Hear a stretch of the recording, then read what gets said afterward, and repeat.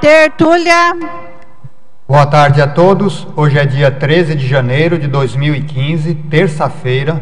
O número do verbete é 3.266. Ele tem 7 páginas, 54 logias e 16 máximos. O título do verbete é Atualização Autoparadigmática. A especialidade é Paradigmologia. Quem redigiu o verbete é a professora Juliana Remédios. Esse aqui é o seu... Quantos verbetes? Segundo? É o segundo verbete já. Então, a professora Juliana, ela é graduada em Medicina, especialista em Clínica Médica e Oncologia Clínica. Ela é brasileira, natural do Rio de Janeiro e é voluntária da Conscienciologia desde 2007. Também é professora de Conscienciologia desde 2007 e é tenepsista desde 2008. Então vamos aqui à definição.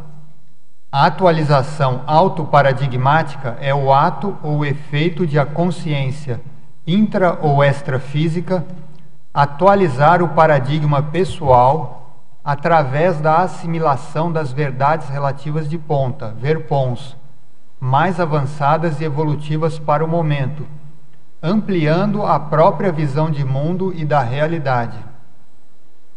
Agora aqui na pensenologia. O holopensene pessoal da neofilia, os neopensenes, os pensenes criativos, os hiperpensenes, os cosmopensenes, a adaptação pensênica, os criticopensenes, os lúcido-pensenes, a flexibilidade pensênica, a autopensenização prospectiva, a autopensenização arrojada, o extrapolacionismo pensênico, a autopensenidade pró-evolutiva e a evolução decorrendo de upgrades sucessivos do modelo pensênico. É muito interessante isso aqui, eu vou repetir. A evolução decorrente de upgrades sucessivos do modelo pensênico. Agora aqui na fatologia. A atualização autoparadigmática, o autoparadigma sendo o filtro através do qual a consciência percebe e interpreta o mundo. O paradigma pessoal influenciando todas as ações da consciência. Os paradigmas estabelecendo os limites da realidade e as regras da vida. A evolução sendo causa e ao mesmo tempo consequência da renovação autoparadigmática. O verbete aqui vai ter muita informação para a gente debater aqui. Continuando aqui na fatologia, a ignorância sobre a importância dos paradigmas. O estranho fato de as pessoas, de modo geral, não questionarem as próprias crenças e convicções. A insalubridade das certezas absolutas. A necessidade do diagnóstico autoparadigmático, o conflito de paradigmas, a sensação de estar sem chão decorrente da percepção do fim da vida útil do paradigma, a insegurança gerada pelo desconhecido, a resistência humana à mudança, a histórica marginalização dos propositores de maneiras diferentes de ver a realidade. E agora lá no final, a atualização dos princípios, regras e normas organizadores da realidade pessoal, consistindo na atualização autoparadigmática. Nós lemos aqui só uma parte da fatologia. Agora aqui na parafatologia, a autovivência do estado vibracional profilático, sendo a chave para o paradigma bioenergético.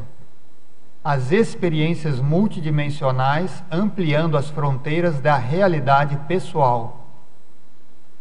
A vivência da projeção consciencial lúcida, extinguindo o paradigma unidimensional.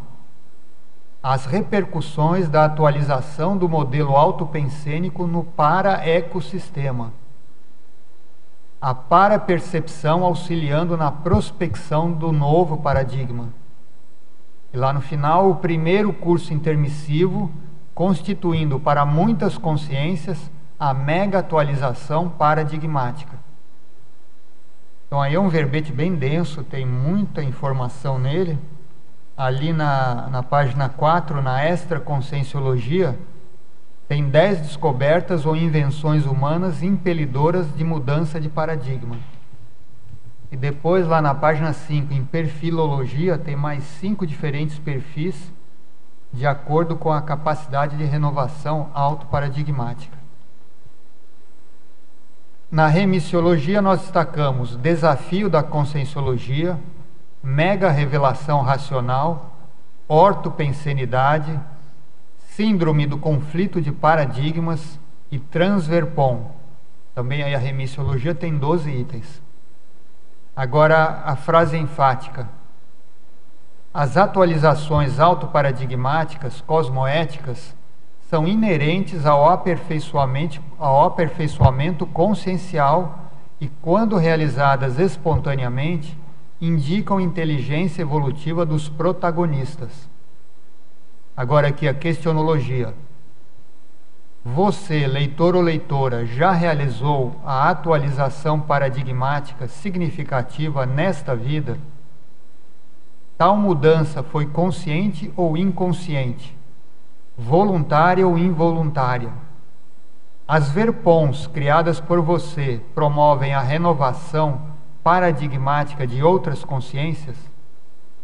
Então, depois aqui a bibliografia específica tem 3 referências.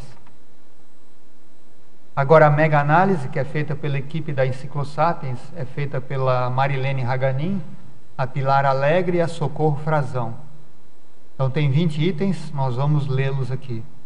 Neofilia, renovação, ampliação, habilidade, reestruturação, inventividade, neosinapses, neoverpom, pesquisa, reciclofilia, lexicoteca, aperfeiçoamento, discernimentologia, autopesquisologia, descrenciologia, paradigmologia, reurbanologia, pensenologia, evoluciologia e recinologia.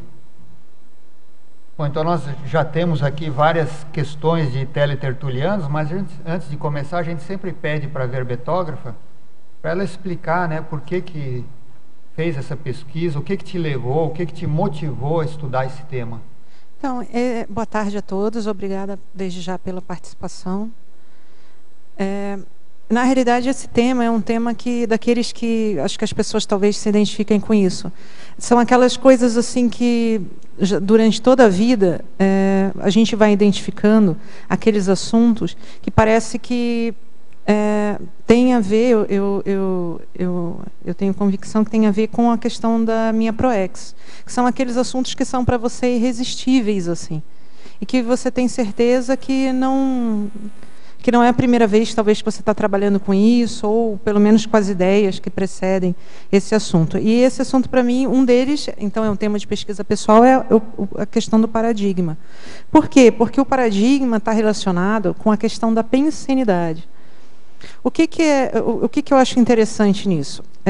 Eu acho assim, primeiro eu escrevi o verbete, entre outras coisas, para poder debater aqui com as pessoas, porque eu acho que, conforme até o Amin leu ali, acho que as pessoas não têm muito conhecimento da importância do paradigma, nem o que é, nem da importância. E eu acho que isso, se as pessoas entendessem, estudassem, dessem um pouco mais de atenção a esse assunto, iam descobrir várias coisas interessantes sobre si mesmas.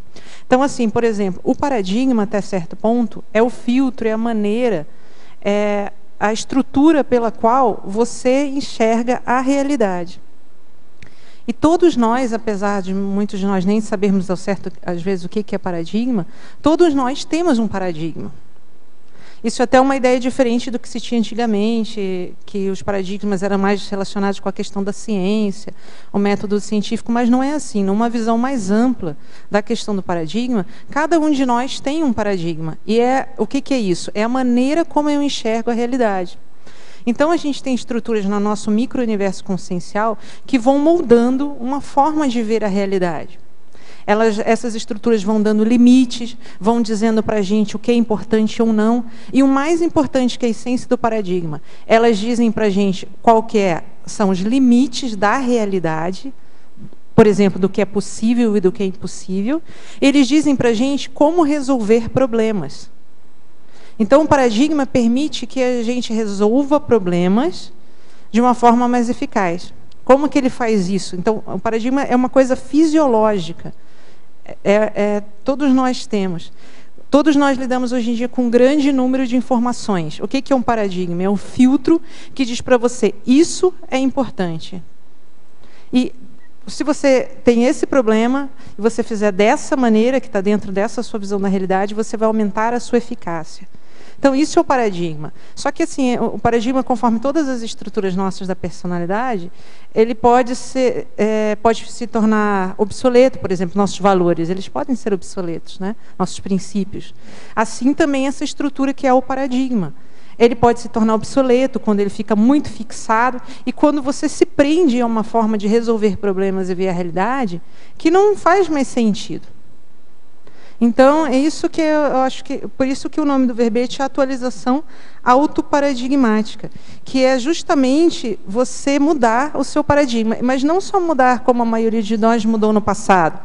Por exemplo, vem uma mudança ou uma descoberta científica ou uma nova ideia que faz a gente começar a pensar diferente, expande a nossa forma de ver, muda aquilo que é o possível e impossível. Muitas coisas hoje em dia, mesmo as tecnológicas mais simples, para a gente no passado estavam no limite do impossível. Não, eu acho que aqui a minha proposta é a atualização mais importante, que é você perceber que o seu paradigma pessoal está obsoleto em alguns aspectos e você próprio promover uma atualização incorporando as verpões, que são o quê? As verdades relativas de ponta. Então, basicamente essa a ideia do verbete. Não, só vou lembrar para quem está vindo aqui a primeira vez que o debate é aberto, tá? Qualquer um de vocês, a hora que quiserem, pode interromper, podem perguntar à vontade, tá? Eu vou começar lendo aqui algumas perguntas que já tem aqui dos teletertulianos, que são o pessoal que assiste à distância. Mas qualquer um de vocês aí pode perguntar à vontade, pode interromper. Então vamos lá, agora um teletertuliano de Curitiba, ele pergunta na Fatologia, página 1, quarta e quinta linhas. Como reverter a ignorância sobre a importância dos paradigmas presente na imensa maioria da humanidade? Bom, então até a gente estava conversando sobre isso já. A primeira é você saber que os paradigmas existem. E também não ter o que eu observo, a maioria das vezes que eu falo sobre esse tema, que eu já falei, eu já tive a oportunidade de falar algumas vezes, na consciencioterapia ou em outros aspectos, é que as pessoas acham que os paradigmas são negativos. Isso é um aspecto sobre a ignorância dos paradigmas que eu já acho muito importante. Porque elas veem assim o paradigma como algo que limita a sua visão da realidade. É mais ou menos o que eu coloquei ali na megapensenologia. Paradigma, realidade seletiva. Então, o paradigma realmente ele faz uma seleção da realidade de acordo com aquilo que no momento são as suas convicções do que é importante. E as pessoas entendem isso como uma coisa negativa, limitadora, castradora, mas não é assim. Novamente, um dos aspectos mais importantes que eu acho que é sobre a ignorância é você entender que os paradigmas são necessários, porque senão a gente não conseguiria, pelo menos no nosso nível fisiológico, biológico e da maioria das pessoas hoje em dia, selecionar o que é importante e nós diminuiríamos a nossa eficácia, né? E hoje em dia a gente tem uma pletora muito grande de informações, uma quantidade muito grande de informações, então seria mais difícil ainda. Então esse é o primeiro ponto. O segundo ponto é a pessoa se questionar qual que é o paradigma dela hoje em dia. E para a gente saber isso, a pessoa pode fazer uma pergunta para ela mesma. Por exemplo, como que você resolve problemas? A sua forma de lidar com erros, desafios, dificuldades, é uma forma obsoleta, ultrapassada, ou é uma forma altamente eficaz e evolutiva? Isso tem a ver até com a questão aqui, já que a gente tem o paradigma consciencial, né? O que é o paradigma consciencial?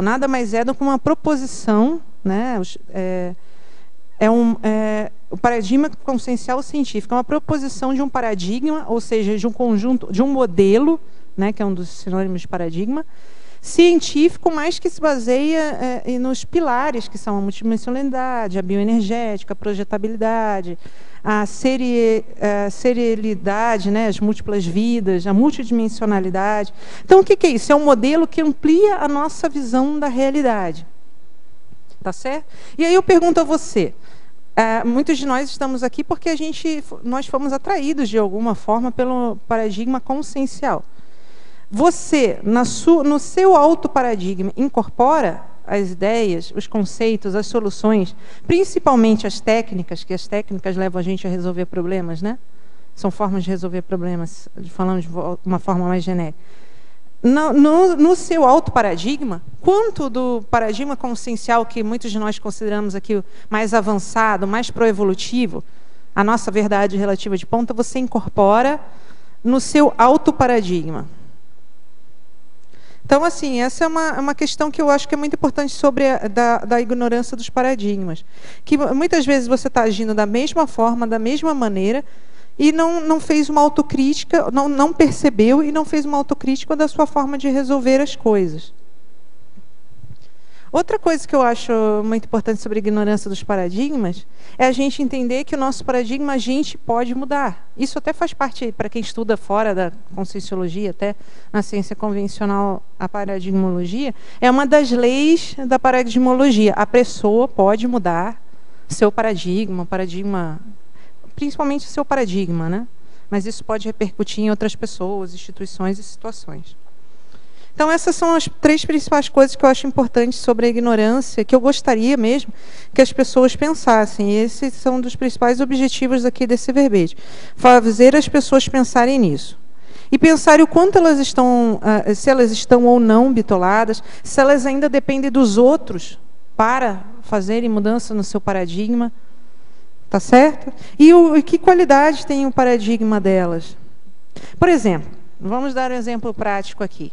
A pessoa que ainda lida com os erros pessoais através da culpa, não incorporou ainda, a meu ver, a gente pode debater isso, a forma de solucionar problemas do ponto de vista consciencial, de acordo com o paradigma consciencial. Porque se você for pensar de acordo com os pilares, com toda a ideia do paradigma consciencial, a culpa no sentido da autovitimização, não do arrependimento, né, porque isso faz parte da reflexão, mas a culpa aqui relacionada ao sofrimento, a autovitimização, a autopunição, ela não faz sentido nenhum se você abordar de acordo com as regras, dos princípios e regras do ponto de vista do paradigma consciencial. E aí muitas outras coisas que a gente pode se questionar se a gente está colocando em prática aquilo que a gente acha interessante, bacana, mais avançado. Aqui, novamente, falando do paradigma consciencial, né? Bem, sim. Então, vamos agora à segunda pergunta, ainda do mesmo teletertuliano de Curitiba, na Fatologia, página 1, quinta e sexta linhas. Como surge o estranho fato de as pessoas, de modo geral, não questionarem as próprias crenças e convicções? Seria a falta de omniquestionamentos? Falta de autorreflexão? Com certeza, eu acho que você está certo. Bom, na realidade, assim, eu acho que isso é muito fácil de acontecer. Porque você veja, nós aqui na Cognópolis, nós somos diferentes da maioria da humanidade, a gente pode até assim dizer, no sentido da questão do autoconhecimento, autoinvestigação, autopesquisa, autorreflexão. E mesmo assim a gente encontra, não é difícil, sobre nós mesmos questões que quando a gente vê, puxa, mas eu sempre pensei que as coisas poderiam ser feitas desse jeito. Nunca questionei que pudessem ser feitas de modo diferente. Então, o que eu quero dizer é que no nível evolutivo que a maioria de nós se encontra hoje, é muito fácil as coisas permanecerem imutadas e as ideias permanecerem sem serem questionadas. Isso tem a ver com a descrenciologia pessoal, com a autocientificidade pessoal. E para fazer um teste sobre isso, sobre o seu nível de autodescrenciologia, vamos pensar assim, Se eu chegasse aqui hoje, ao invés desse verbete, eu dissesse para vocês que eu iria apresentar para vocês um paradigma mais avançado que a conscienciologia, qual seria a reação de vocês? Vocês iam me ouvir? Vocês iam pensar sobre o que eu estou falando e dar o voto, assim, pelo menos o voto de confiança de ouvir o que eu estou falando e pensar se faz sentido? Isso é uma pergunta que é usada para a pessoa ver a flexibilidade pessoal e também a flexibilidade quanto à mudança do paradigma. A maioria das pessoas, eu sei disso, ou não sei se a maioria, mas uma grande parte, ficaria antagônica até um certo nível. Nível de falar, não deixar, por exemplo, falar, não deixar a pessoa falar, criticar prontamente, sem nem ouvir as ideias até o fim. Outras ficariam no nível de antagonismo, que essa apresentação, essa proposta estaria um mal-estar, um incômodo. Então, assim, mas aí vamos pensar nós mesmos. Nós já pertencemos a outras situações, já tivemos outras ideias bem diferentes da conscienciologia no passado. Vamos pegar essa hipótese. Será que a gente não passou por esse mesmo momento? Por exemplo, vamos dizer que eu fosse da religião e tivesse convicção de que aquelas ideias eram as mais avançadas. Como foi o momento em que eu descobri que não eram, que tinham coisas mais avançadas? No caso, poderia ser a conscienciologia. Como eu reagi a isso? Será que eu passei muito tempo preso a essas ideias, com dificuldade de voltar? Será que eu lutei contra essas ideias? Então, aí vai para você analisar a sua flexibilidade. Se isso acontecesse hoje, então, são ideias que levam a gente a pensar no nível de descrenciologia, neofilia, tá certo? E, ao mesmo tempo, racionalidade e discernimento. Porque, se você não se permitir, mesmo pensar que a conscienciologia, o paradigma da conscienciologia, um dia vai expirar, vão ter ideias mais avançadas, que pode ser uma continuidade do próprio paradigma, ou... Isso é um processo, a rigor, de crença. Tá certo? Porque outra lei dos paradigmas é que sempre tem, conforme a evolução, sempre tem, em determinado momento, ideias mais avançadas. E a própria conscienciologia é fundamentada nisso, na verdade, relativa de ponta. Então, é interessante a gente pensar que essas crenças e convicções não estão tão distantes. E elas podem levar a pessoa até num processo que está descrito ali, se não me engano, na sindromologia, que é a paralisia paradigmática, que é a pessoa que fica... A gente pode dar vários exemplos, intrafísicos, mas mais extrafísicos, que a consciência pode ficar mais tempo atrelada a ideias fixas, né? Que a consciência fica séculos, às vezes milênios, fixada em ideias obsoletas, porque a forma dela ver a realidade, lidar com a realidade, aquilo que ela pensa ser certo ou errado, possível ou impossível, fica fixada. E, com isso, a pessoa tem o que a gente chama de paralisia do paradigma. Ela é uma situação de total inflexibilidade quanto a ideias novas, a novas formas de resolver os problemas, do que é possível e impossível, enfim, tudo isso que eu expliquei para vocês. A gente pode dizer que essa paralisia do paradigma é uma própria paralisia de renovação. Sim. Intraconsciencial. É isso aí. A pessoa não faz reciclagem, está toda paralisada, inclusive. Exatamente. Com as ideias. Né? Mas tudo vem dessa crença, que aquilo é o certo e não existe outra escolha. Se a gente olhar hoje em dia a gente está cheio de situações assim. Não é verdade? Uhum. Por exemplo, as religiões, de forma geral, elas não permitem esse debate nem evolução. A gente tem os dogmas, aquilo que é correto e é aquilo. Então, até que ponto eu sendo da religião, eu não tenho uma paralisia paradigmática, ou não estou propensa a isso, né? Então, eu vejo assim que é uma realidade bem próxima. Mesmo de nós aqui da conscienciologia, a gente não tem as pessoas com esses pensamentos fixos e fanáticos, na maioria das vezes, senão a pessoa nem se aguenta ficar aqui muito tempo. Mas, puxa, será que eu já não tenho, ainda não tenho um nível de credulidade alto? Por exemplo, eu questiono, eu não estou dizendo para discordar, ser antagônico, não é isso, mas eu questiono as informações que recebo de forma parapsíquica. Eu questiono, por exemplo, vamos pegar uma figura de poder, o que o professor Valdo fala, ou tudo o que ele fala é lei. Eu não estou dizendo que ele, obviamente, não acerta bem mais que a gente, que, obviamente, ele é uma figura que tem... que é muito considerado e que ele é mais evoluído que a gente, estou falando de escala evolutiva, e a gente tem que levar muito mais em consideração. Mas, assim, vou citar as próprias palavras dele assim que eu cheguei na Conscienciologia. Mantenha o senso crítico, questione tudo.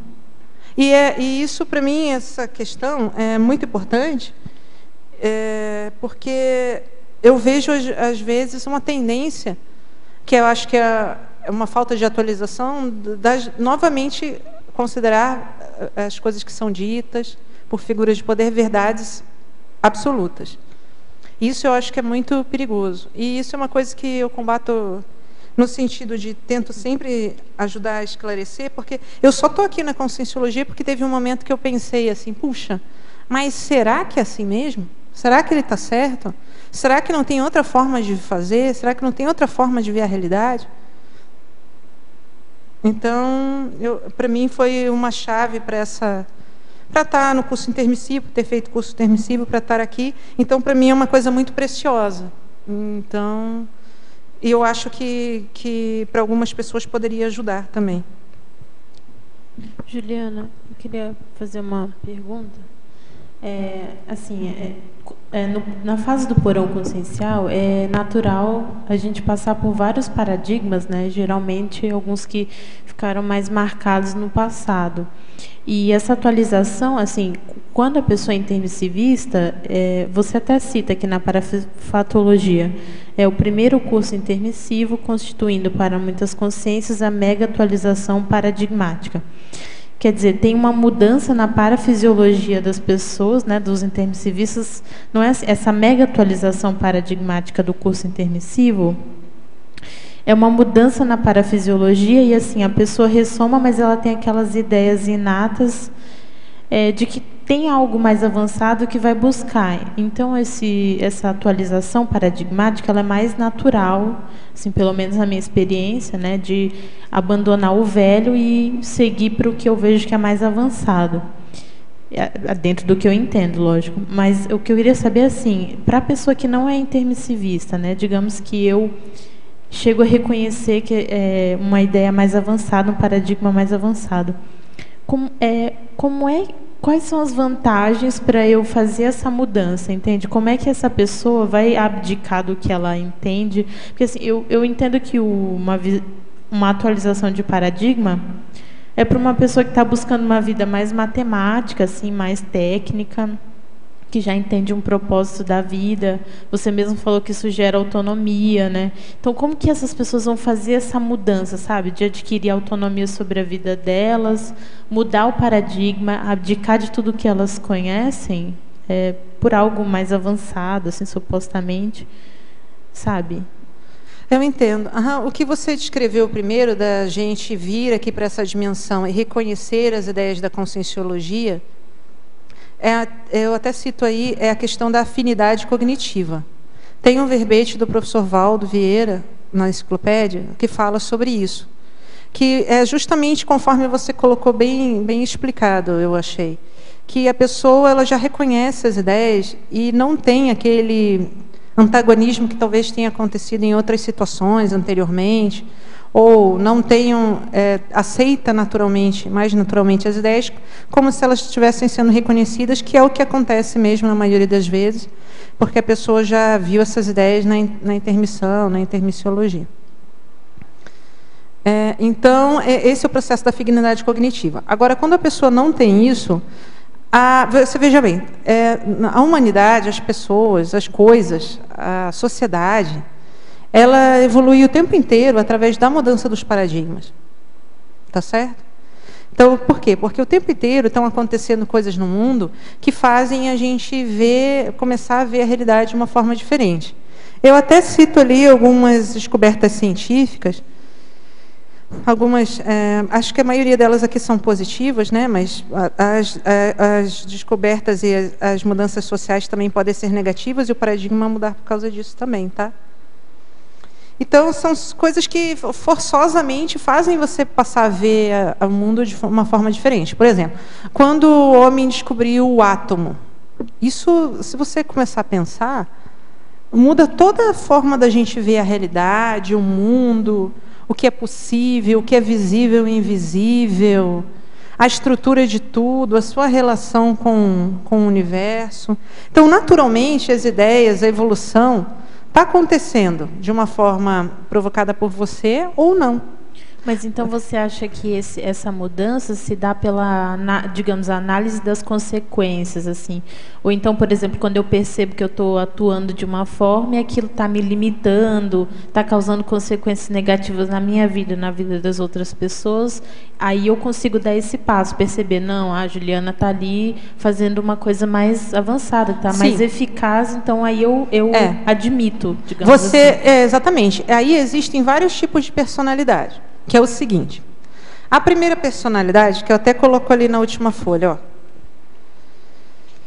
na penúltima folha, desculpa, é a personalidade que eu chamei aqui de discernidora, que é o seguinte, é a pessoa que todo mundo pensa de um jeito, todo mundo pensa daquele jeito, e ela, do nada, refletindo, do nada não, né? É uma maneira de expressar assim, analisando a realidade, a forma como as pessoas fazem as coisas, os fatos, talvez até no nosso caso, mais interessante, a multidimensionalidade, ela percebe que as coisas podem ser diferentes, tá certo? Então, essa pessoa é a pessoa que vai propor as ideias mais avançadas, ver pontos, e pode até chegar a propor o novo paradigma, tá certo?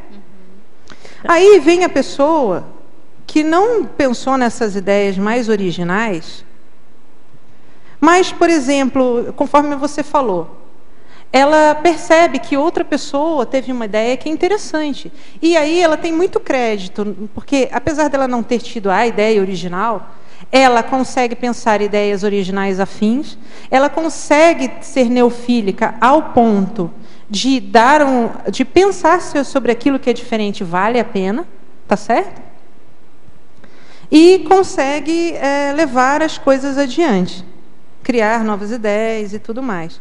E aí vem as outras consciências, assim, que até o ponto das que não mudam, como aquelas que, puxa, aí esse novo paradigma está instalado já, todo mundo já está fazendo assim, e ela vai ser mais uma seguidora desse paradigma. Então, o que varia nas consciências? Da capacidade delas de autorrenovação paradigmática ou de renovação paradigmática? Do discernimento e da cosmovisão, dela conseguir enxergar a realidade, pensar fora da caixinha, tá certo? Forma dos padrões normais, a gente pode ser assim, vigente no mundo, nessa dimensão, vendo agora a nossa realidade, e começar a pensar coisas diferentes. E aí vem as pessoas que pensam diferente, tem as pessoas que seguem as que pensam diferente, tem as pessoas que seguem e criam ideias diferentes, e aí você tem que ver qual que é o seu caso. Tá certo. Eu penso que a maioria de nós aqui na Conscienciologia são o que as pessoas chamam na paradigmologia de pioneiros, que são as pessoas que seguem ideias que foram criadas, principais pelo menos, mais avançadas, mas ao mesmo tempo são aquelas pessoas bem desbravadoras assim ainda, sabe? Porque a gente está no início, né, da questão da Conscienciologia nesse planeta, na implantação pelo menos mais direta, né, da Conscienciologia nesse planeta, embora a Conscienciologia não tenha começado agora, né, as ideias da Conscienciologia, obviamente. Então, até certo ponto, eu acho que muitos de nós somos pioneiros. A gente cria novas ideias, segue. Tipo, sabe o pessoal que antigamente abria picada? E aí isso faz uma reflexão, né? Como que é o perfil das pessoas que são pioneiras, né? O que elas precisam ter?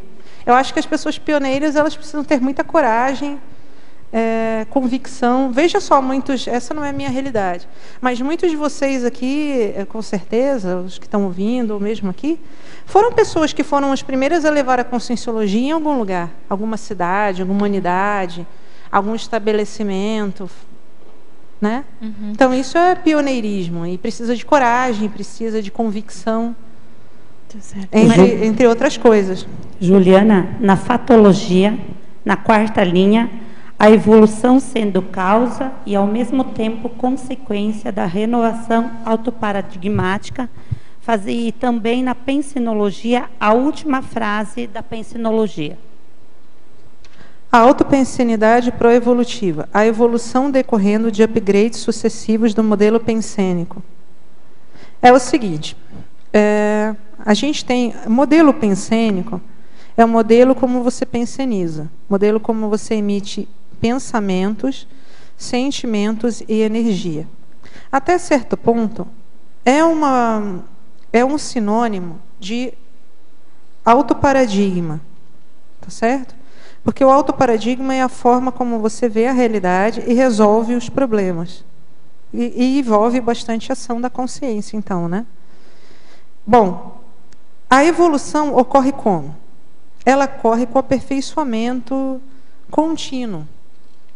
E para isso acontecer, você precisa estar... Como que a gente evolui? A gente evolui porque a gente muda a nossa forma de ver o mundo e fazer as coisas. Falando de uma forma mais simples. Vocês não acham que é assim?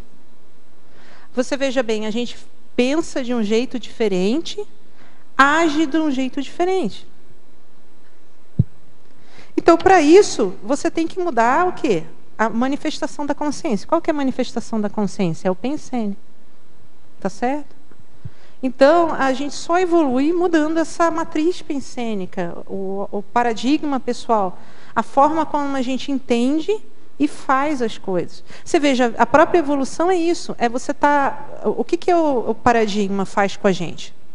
Ele seleciona a realidade. Só que com isso, ele também cria limites para a realidade. E a evolução nada mais é do que você estar sempre mudando os limites da sua realidade. Por exemplo, a gente aqui com paradigma consciencial. Nós que antes éramos, por exemplo, intrafisicalistas.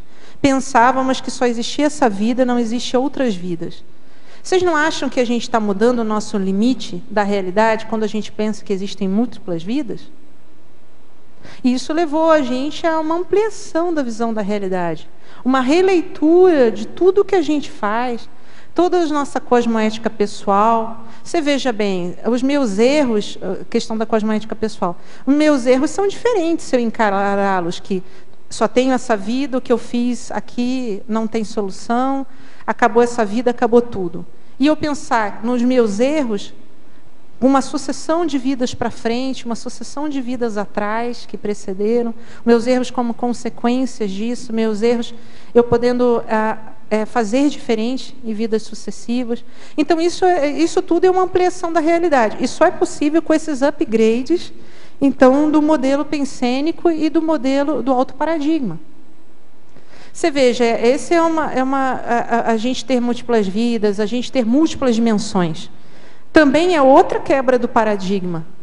A gente sempre fala que o paradigma a gente quebra pelo limite, né? Aquilo máximo que você achava que era o possível. Então, quando nós pensávamos, se um dia, né, foi assim, né, mas muitos de nós provavelmente sim, que só existia uma dimensão, quando a gente começa a pensar que existem múltiplas dimensões, você mudou o seu paradigma. Agora, só lembrando que a renovação autopensênica é você pensar, mas você também agir de acordo. Tá certo? Conforme eu falei bastante já do paradigma, solucionar problemas com essa nova visão. E ali na fatologia, desculpe, eu acho que eu me perdi. Eu não. O estranho fato. Não. A quarta linha, a evolução sendo causa e ao mesmo tempo consequência da renovação autoparadigmática. É isso aí, porque olha só, se eu renovo, o que vem primeiro, o ovo ou a galinha, né? Aquela frase clássica. Primeiro, você vê a realidade de modo diferente e muda, ou você muda e daí vê a realidade de um jeito diferente? Pela paradigmologia convencional, hoje primeiro você enxerga e depois você muda. Mas eu tenho dúvida quanto a isso, porque eu acho que enquanto você está mudando, você também já está abrindo portas para enxergar mais coisas de um jeito diferente. Então, para mim, eu acho que é tanto causa como consequência. É como se fosse um ciclo, né? Contínuo. Você muda, enxerga diferente, daí quando você faz diferente, você também enxerga mais diferente, e assim vai. Eu não sei se ficou claro. Obrigada. Eu tenho 3 perguntas. A primeira é em Fatologia, na página 1, e na última linha. A insalubridade das certezas absolutas. Uhum. Então, isso aqui é aquilo que a gente tinha conversado. A paralisia paradigmática também é chamada, por alguns autores, de doença das certezas. Então, vocês devem ter visto já uma pessoa que ela tem certeza de tudo. Ela não tem dúvida de nada. Tudo que você fala, ela já sabe e tem que ser daquele jeito. Talvez você ainda não tenha visto, mas provavelmente você vai encontrar na sua vida sim. Então, tudo para a pessoa é daquele jeito. E é do jeito dela ainda. Até tem uma frase aqui que eu citei na citaciologia, aqui do Schopenhauer, que é assim, ó: todo homem toma os limites do seu próprio campo de visão com os limites do mundo. Então, aquilo que é certo para ele é o que é a realidade. Tá certo? E aí, então, assim, certezas absolutas é o contrário do que a gente tem na conscienciologia de verdade relativa de ponta.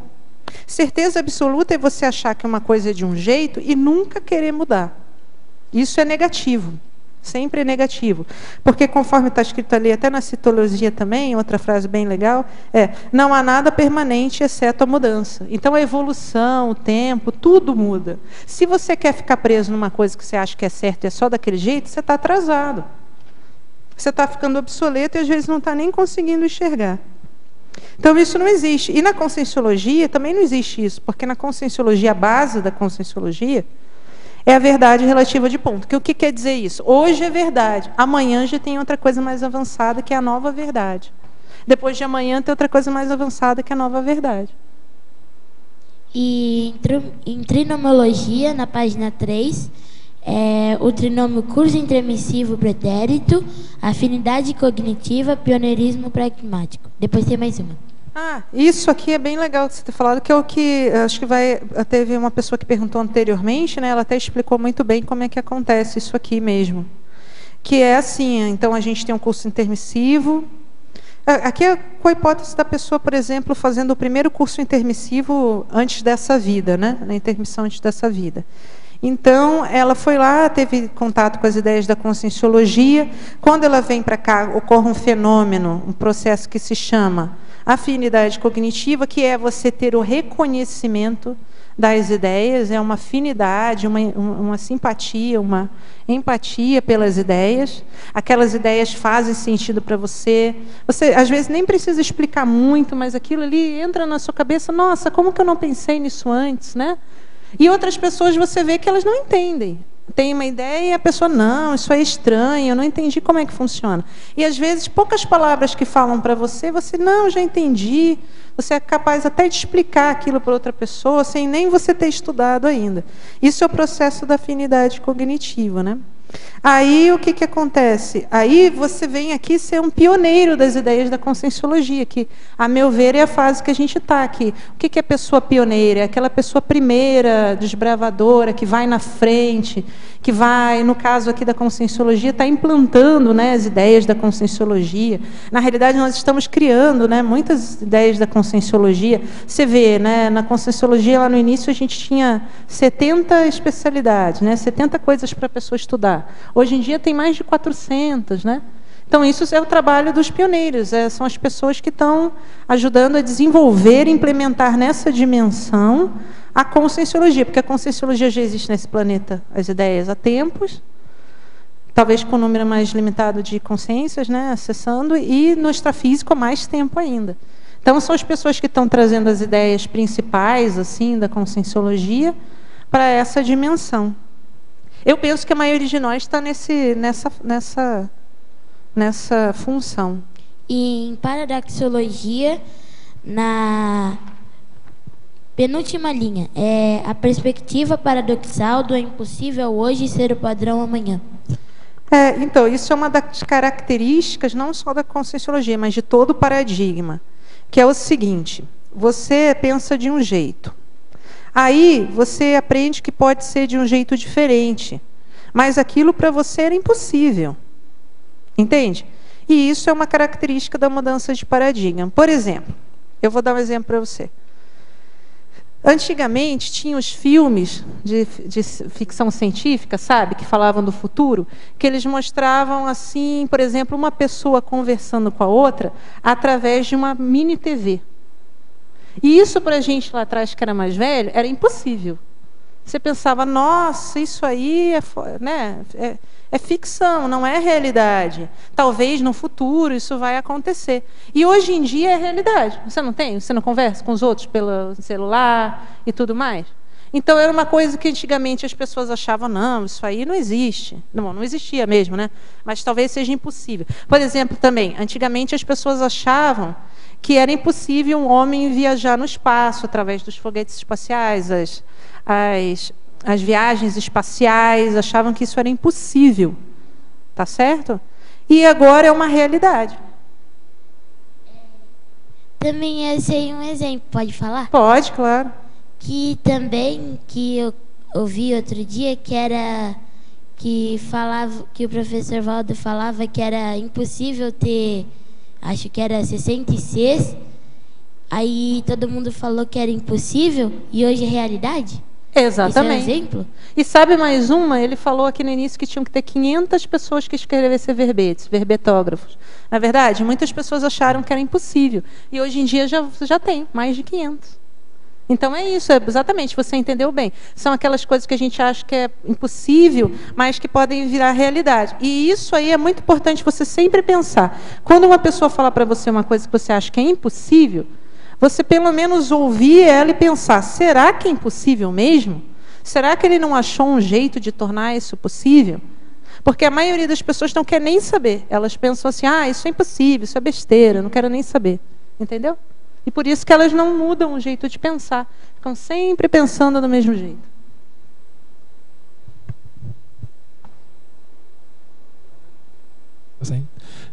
Poderia comentar para nós aqui na página 3, Interaciologia, a interação dos pontos cegos paradigma?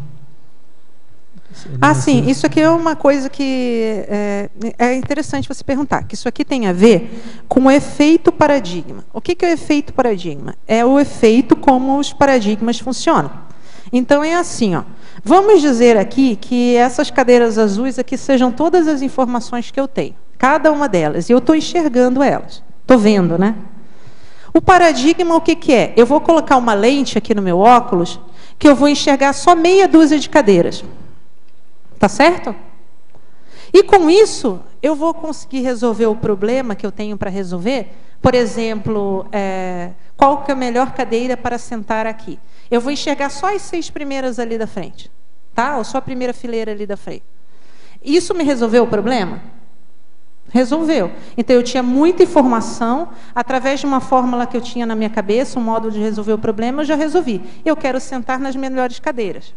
Enxerguei direto as cadeiras que estão ali livres para eu sentar. Resolvi o problema, mas eu coloquei um filtro. Você concorda? Eu só enxerguei as 6 cadeiras ou 4 cadeiras ali da frente. E com isso eu deixei de enxergar muitas cadeiras. Talvez tivesse coisas interessantes nessas outras cadeiras que eu não enxerguei. Esse é o ponto cego daí. O paradigma, ele funciona assim. Então, ele aumenta a sua eficácia, a sua especialização, ele permite que você resolva situações mais rápidas. Por exemplo, eu pensei aqui, quero sentar numa cadeira que eu acho melhor. Eu já tenho uma preconcepção do que é uma cadeira menor. É uma cadeira que senta aqui embaixo, que não fica perto do ar-condicionado, que eu posso enxergar melhor, aqui na frente eu consigo ouvir melhor o que as pessoas falam. Então, eu já tenho tudo isso na minha cabeça, eu nem pensei nisso. Cadeira melhor, filtro. As da frente. Pronto. Eu não precisei ficar pensando, será que eu vou sentar naquela? Ou naquela? Ou naquela? Ou naquela? Ou naquela? Eu perderia muito tempo se eu fosse analisar cada uma dessas. Então, o filtro faz com que você seja altamente eficaz. Mas, você cria vários pontos cegos. E isso tem exercícios clássicos. Vocês podem ver que é o processo das cartas. Vários exercícios clássicos tem lá, desde o tempo lá do Thomas Kuhn e tudo mais, que é assim, as pessoas não enxergam. A pessoa vira, por exemplo, as cartas lá e ela está acostumada com um padrão. A partir do momento que você muda, ela não enxerga, ela enxerga aquilo que já está... O cérebro dela completa as lacunas com aquilo que ela já conhece. Vocês devem conhecer esse tipo de informação. Então, esse que é o problema. E qual que é o outro problema? É que quanto mais especializado no paradigma você for, se você for um especialista, menos você enxerga. E acho até que isso é muito legal, que tem aquela questão da conscienciologia, né? Que as pessoas falam da questão da importância do generalista. Até certo ponto, eu acho que uma das explicações é que quebra um pouco essa questão do paradigma, que você enxerga super especializado, mas também tem que saber um pouquinho, enxergar um pouquinho das outras coisas. Então, isso é o efeito paradigma, e esses são os pontos cegos do paradigma. São inevitáveis, sempre que você tem um paradigma, é inevitável ter pontos cegos. Daí você realmente não enxerga, você não consegue ver aquela informação. E assim como muitas outras coisas. Esse foi um exemplo mais concreto, mas tudo é assim. Tudo é assim. Então vamos lá, agora uma pergunta de uma teletertuliana de São Paulo. Ela pergunta, em Pensenologia, página 1, quarta linha, você até já falou sobre isso, mas ela está pedindo exemplos sobre a autopensenização prospectiva em relação à atualização autoparadigmática. É a quarta linha do que mesmo? É da Pensenologia, tem a autopensenização prospectiva. Ela está pedindo exemplos em relação à atualização autoparadigmática. Tá. Isso aí tem a ver com o seguinte, ó, flexibilidade pensênica, autopensenização prospectiva, autopensenização arrojada, o extrapolacionismo pensênico. É você pensar diferente, mas não só você pensar diferente e arrojado, mas você pensar diferente através da questão da cosmovisão, com uma capacidade de fazer uma prospecção do que é mais avançado, mais evolutivo naquele momento, mas uma prospecção assim, no sentido do futuro, mas o futuro a partir de agora, tá certo? Não o futuro...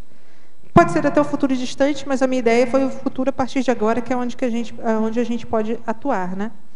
Então, um exemplo seria o seguinte, ó. Vamos pegar um exemplo prático. Ultimamente, tem se falado muito, não sei se vocês têm podido acompanhar, né, nas mini-tertúlias, na questão do Estado mundial, que seria uma situação, falando de uma forma simples, né, uma situação que envolveria todas as pessoas, as instituições, até certo ponto os países, né, do mundo inteiro, de uma forma diferente, numa forma que existisse o Estado mundial, uma unidade. Seria uma situação em que teria um universalismo maior, menos importância nas diferenças e nas barreiras, e mais importância com questão à individualidade, no sentido de que somos todos consciências, né? Vendo a diversidade de uma forma diferente. Então, assim, a pessoa que consegue fazer uma prospecção, ou seja, enxergar no futuro, que isso é uma ideia mais avançada, e caminhar e fazer as coisas dela, os objetivos dela, as decisões dela, baseada nesse tipo de ideia mais avançada, ela está fazendo isso. É a questão da autopensenização prospectiva, ou seja, você pensar se aquela ideia para o futuro tem sentido, se aquilo é mais evolutivo, se aquilo é melhor, se aquilo é mais avançado, e conseguir fazer uma atualização de acordo com aquilo. Tá certo? Então, seria essa autopensenização prospectiva, você pensar na prospecção do presente, tá certo? Estudar o presente com o objetivo de fazer uma prospecção da realidade mais avançada. E isso é essencial para a pessoa que quer, né, ou que tem a capacidade de enxergar novas realidades, novamente, pensar fora do padrão, propor novas ideias, propor novos paradigmas, porque o negócio tem que sair da sua cabeça. Assim, da sua cabeça, eu digo da sua forma de pensar a realidade. Obviamente, a gente está sempre se baseando em fatos e parafatos, que também, uma coisa muito interessante do extrafísico, é que a realidade no extrafísico, de forma geral, né, pelo menos nas comunidades sadias, é mais avançada do que aqui. Né? Em muitas situações é mais avançada do que aqui. Aqui até seria, segundo algumas pessoas que descrevem, um arremedo ou uma cópia mais limitada, assim, de muitas situações no extrafísico. Então, se você tem essa capacidade de coletar esses parafatos no extrafísico, a sua capacidade de prospecção e de pensar ideias novas mais avançadas vai aumentar bastante. Eu acho que é uma boa coisa para a pessoa que deseja desenvolver a questão da cosmovisão, da prospecção, é investir nessa questão da captação de ideias no extrafísico, às vezes até na própria paraprocedência da pessoa também. Em Fatologia, página 2, sexta linha. Poderia discorrer sobre o poder de enxergar além das fronteiras do próprio paradigma. Até que ponto tal condição depende da cultura e da mesologia onde a Consim ressomou e vive? Eu repito aqui na página 2, sexta linha. Para fatologia? Fatologia. Ah, fatologia. Na sexta linha da fatologia, na página 2. Ah, tá. A fatologia, eu tentei, tá? Eu espero que tenha tido sucesso, fazer o encadeamento das ideias. Então, é mais ou menos assim. Venho mais ou menos encadeando as ideias interiores. Ó, a dificuldade de abrir mão da forma consagrada de fazer as coisas. A resistência humana à mudança, o reflexo condicionado de a priori rejeitar novas ideias. Isso é uma realidade da humanidade, tá, gente? Isso aqui estudos científicos comprovam. A histórica marginalização dos propositores de maneiras diferentes de ver a realidade. O poder de enxergar além das fronteiras do próprio paradigma. A habilidade de rever os conceitos. Então, até certo ponto, isso que a gente estava falando é justamente isso, é o poder de você pensar diferente dos outros. De você pensar de você se auto-questionar, questionar a realidade, se aquela é a melhor maneira de fazer alguma coisa. Se não existem outras formas de ver as coisas, de fazer as coisas.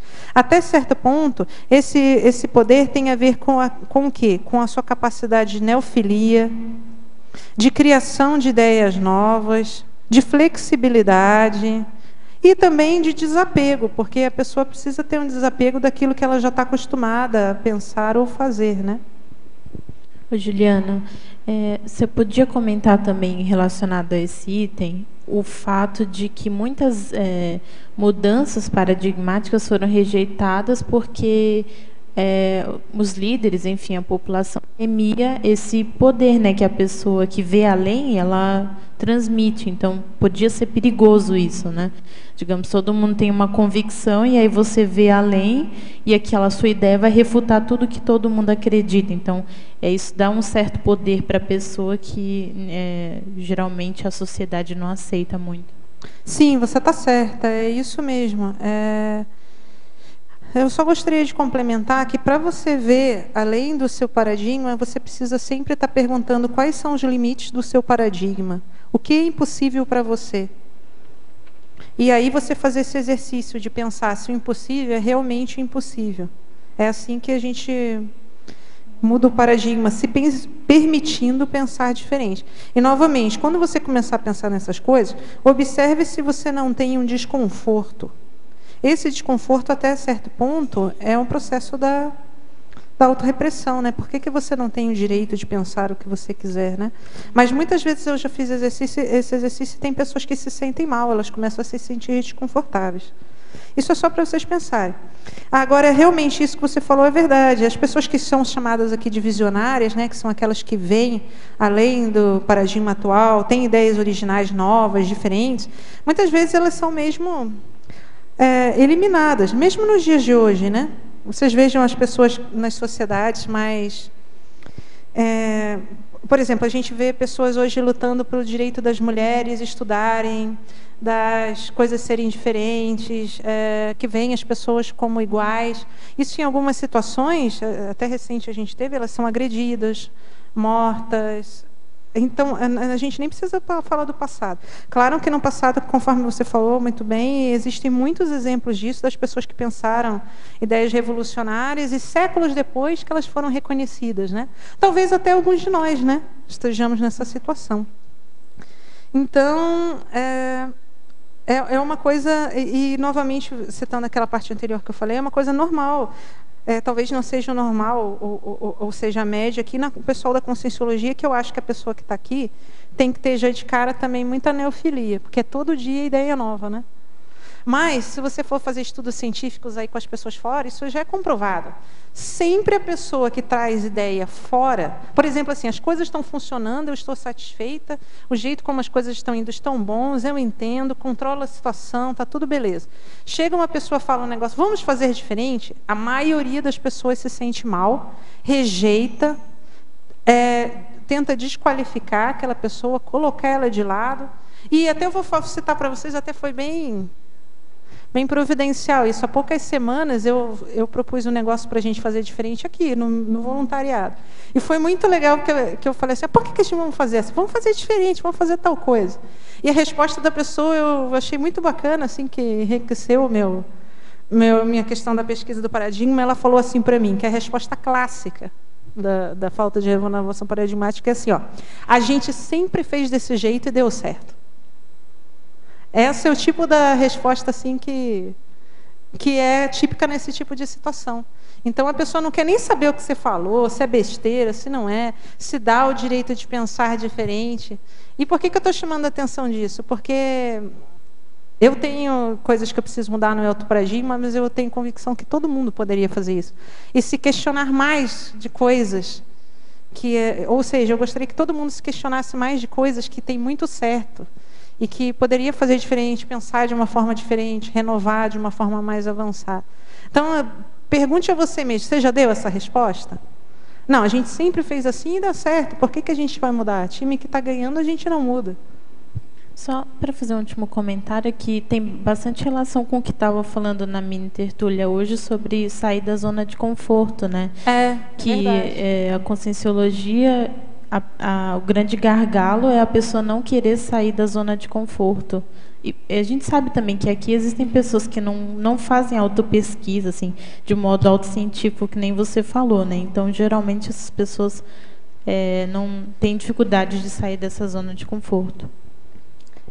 Isso aí, até como você que perguntou, eu vou te dizer. Essas pessoas, elas têm afinidade cognitiva, mas elas não atualizaram o paradigma delas. E algumas delas têm outra doença que chama síndrome do conflito de paradigmas, que é outro verbete, que diz assim, ó, a pessoa entende o que é, no caso aqui, pode ser com qualquer paradigma, mas vou dar o exemplo da conscienciologia.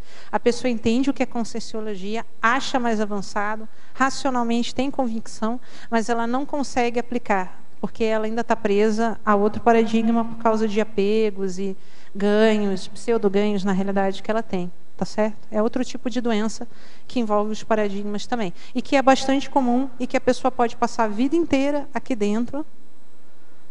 Porque eu estou falando isso porque eu já estudei alguns casos para poder escrever esse outro verbete. Ela pode passar a vida inteira aqui dentro e não mudar de paradigma. Vamos continuar aqui na Parafatologia, página 2, quarta linha. Favor explanar e aprofundar as repercussões da atualização do modelo autopensênico no paraecossistema. Então, isso aqui vem da premissa que quando você muda, sendo um ser multidimensional, envolvido, né, com múltiplas consciências, tudo que você muda na sua cabeça, na sua forma de pensenizar, repercute ao seu redor, repercute nas energias, nos morfopensenes que tem ao seu redor, na sua holosfera, nas energias dos ambientes, tá certo? E então, você mudando, você permite ajuda, né? Contribui para que outras pessoas mudem também. Assim como mais diretamente, através das suas ideias, que até é o tema lá da questionologia desse verbete, você pode criar mudança, ajudar outras pessoas a mudarem, que eu acho até que é um item que existe na proex de cada um de nós, que é a questão do esclarecimento, né? Você trazer ideias novas, propor ideias novas e esclarecer. E isso eu pus a palavra paraecossistema, porque envolve, né, o paraecossistema envolve o ecossistema intrafísico e o extrafísico.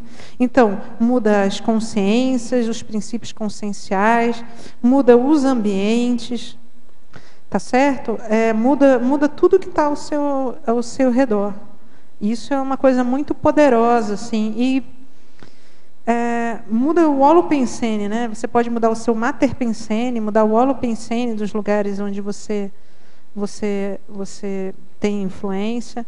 Então, são repercussões assim. E outra coisa também. Você já pensou que, às vezes, você mudando a sua forma de pensar, de pensionizar, o seu autoparadigma, você vai estar repercutindo na questão da sua paraprocedência, às vezes em locais menos... que você já esteve, por exemplo, as pessoas que já estiveram em comunidades extrafísicas menos saudáveis em algum momento da sua evolução, que tinham afinidade com essas ideias, essa forma de pensar, você muda até o ecossistema desses ambientes também, que muda o seu vínculo, a sua forma de relação com isso, tá certo? Muda a sua capacidade assistencial. Isso é uma coisa muito interessante até, porque recentemente eu tive uma experiência que é o seguinte, que eu percebi, isso é uma experiência pessoal, né, pessoal? Cada um critica e que tem as suas próprias experiências. Mas que uma das formas de ajudar as consciências que têm um processo de lavagem cerebral é o amparador trazer a consciência, acoplar o paracérebro dela com o seu paracérebro e com o seu cérebro, até às vezes, e ajudar ela a perceber esse seu modelo pensênico, a sua forma de ver a realidade de uma vez, entende? São sinapses que às vezes até a gente ajudou a criar no passado e que agora a gente está ajudando a mudar. É como se fosse na minha percepção, isso eu percebi faz poucas semanas, como se fosse uma paracirurgia. Acho que é uma paracirurgia, a cirurgia do pensene mesmo. Então, olha, você veja, às vezes uma neossinapse sua permite que você ajude consciências, que com certeza são afins a você, a mudarem o modelo pensênico delas também. É um negócio muito interessante.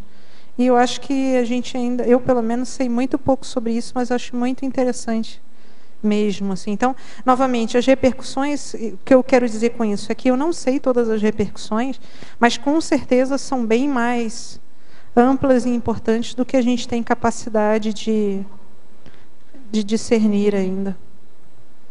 Agora, em antagonismologia, página 3, penúltima linha. Eu tenho dúvidas sobre o antagonismo sabedoria-bom senso. Não seriam itens complementares?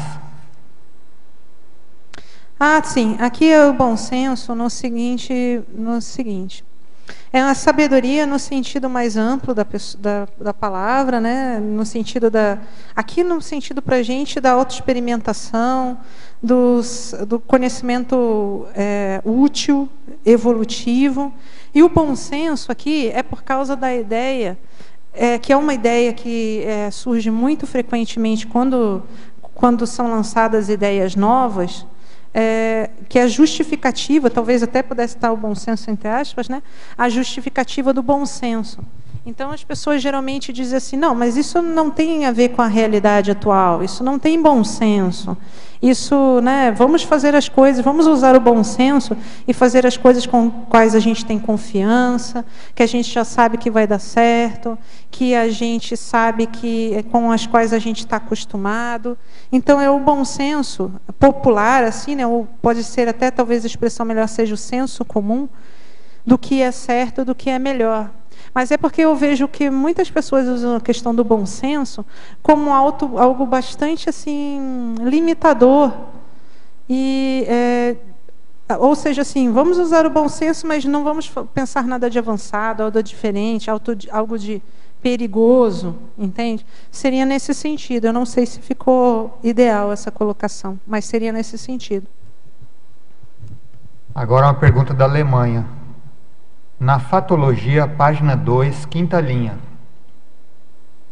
Poderia nos explicar a razão do reflexo condicionado da Consim a priori rejeitar novas ideias? Obrigada e um grande abraço da Alemanha. Obrigada, pessoal da Alemanha. Esperamos ter novamente consciência terapia em Frankfurt esse ano. Eu também espero. Frankfurt tem bastante voluntários da Conscienciologia. Eles estão até criando uma IC nova, né, fundamentada na ideia da paz, se alguém tiver interesse, né?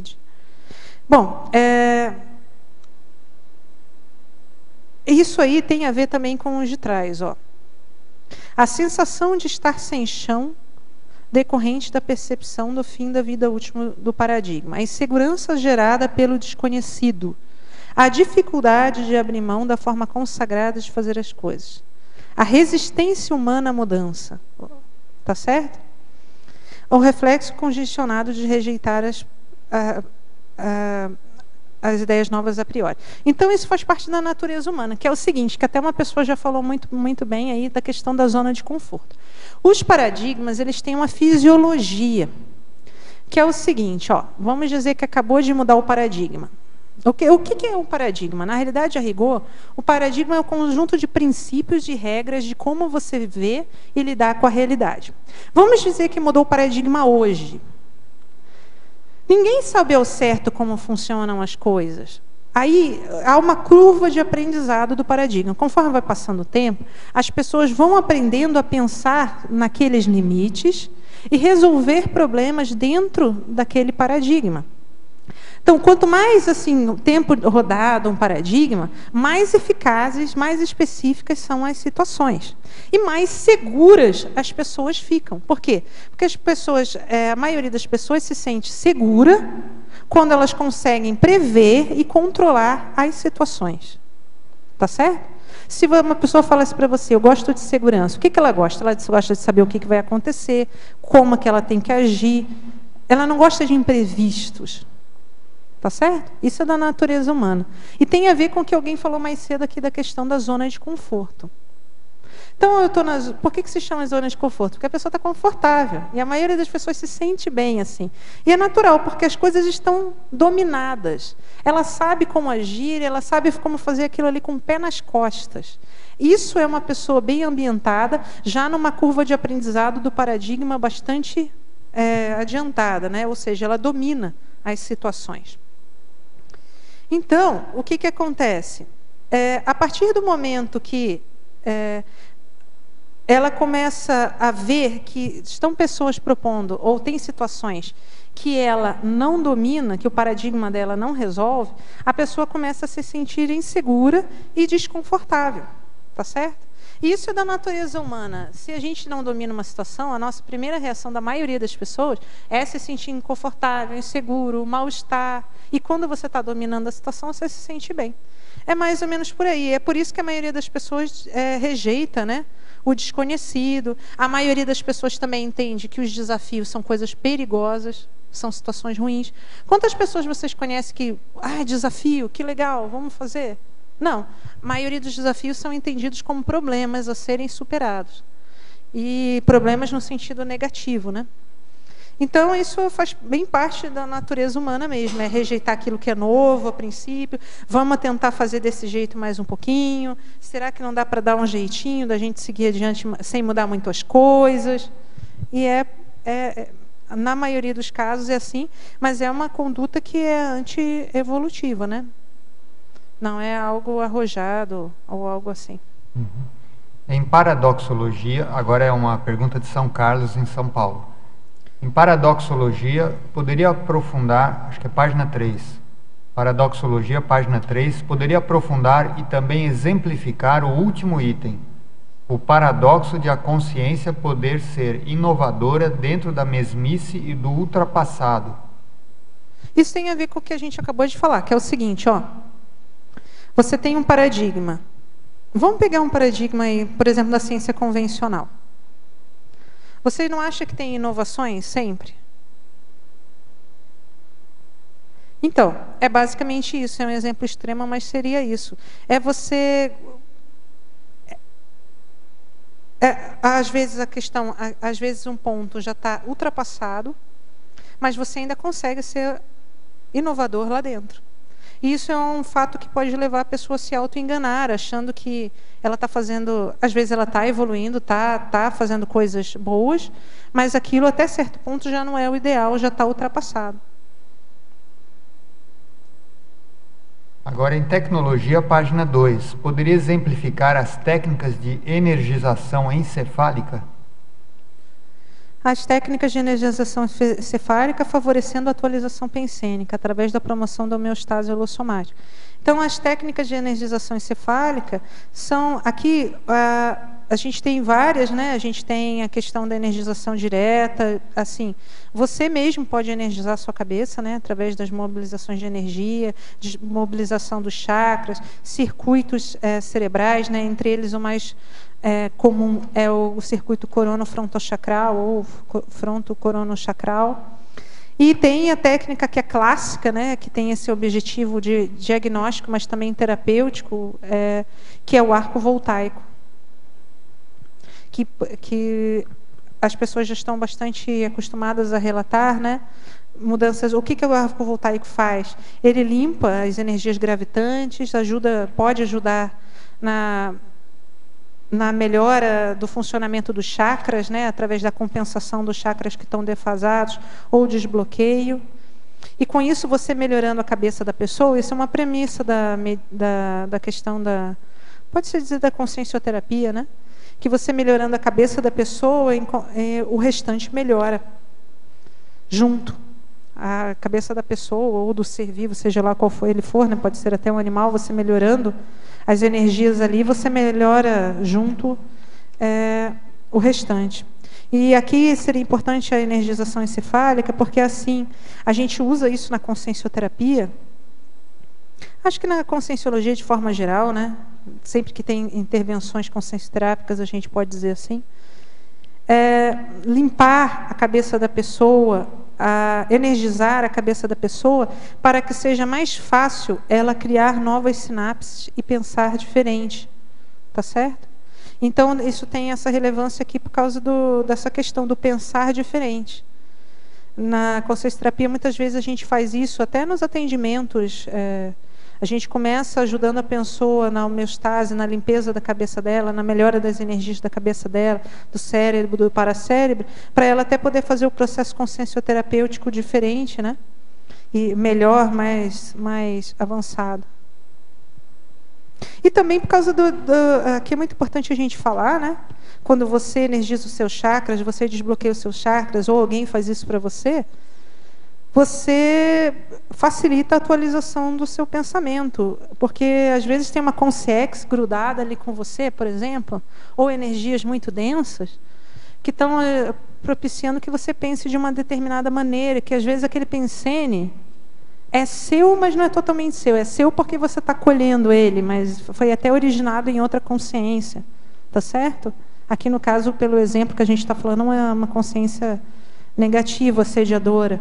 Então, quando você desfaz isso, você pode começar a pensar diferente sobre determinados aspectos, determinados pontos da sua vida.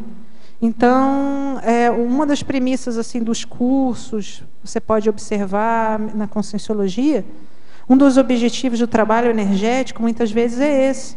Que às vezes a pessoa está ali para estudar um ponto, um assunto, um aspecto da vida dela, e você trabalhando energia na cabeça da pessoa, ou a própria pessoa trabalhando energia na cabeça dela, isso ajuda a pessoa a conseguir pensar melhor, aumentar a lucidez.